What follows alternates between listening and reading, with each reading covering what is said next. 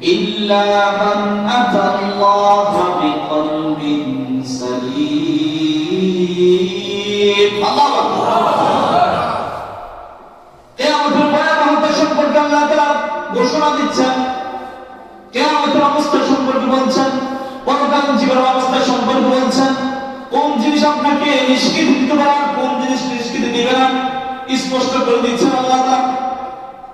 ইয়াওমা লা ইয়ানফাউ মালুন ওয়ালা বানুন, তোমাদের সামনে এমন একটি দিন আসছে, লা ইয়ানফাউ মালুন ওয়ালা বানুন, যেদিন পৃথিবীর যে সম্পদ ছিল আপনার, সেই সম্পদটা কিয়ামতের দিন কোন কাজে আসবে না, কোন সম্পদ কাজে আসবে না, ওয়ালা বানুন, এবং কোন সন্তান সন্ততি কাজে আসবে না।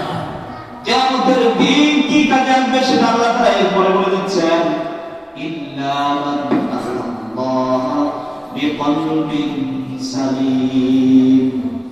যে ব্যক্তি আল্লাহ তাআলার কাছে একটা পরিশুদ্ধ আত্মা নিয়ে আল্লাহ তাআলার কাছে উপস্থিত হবে, সেদিন এই পরিশুদ্ধ আত্মাটাই তাকে উপকার দান করবে। আল্লাহু আকবার।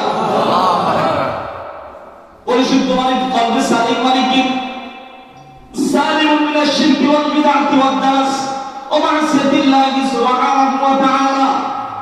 কোন ধরনের শিরক করা যাবে না, আল্লাহর ইবাদত করা যাবে না, কোন ধরনের খারাপ কাজ করা যাবে না, এমন একটা সত্তা নিয়ে যদি আল্লাহ তাআলার কাছে উপস্থিত হয়, সেদিন আল্লাহ তাআলা তার নাজাতের ফয়সালা করে দিবেন। সুবহানাল্লাহ।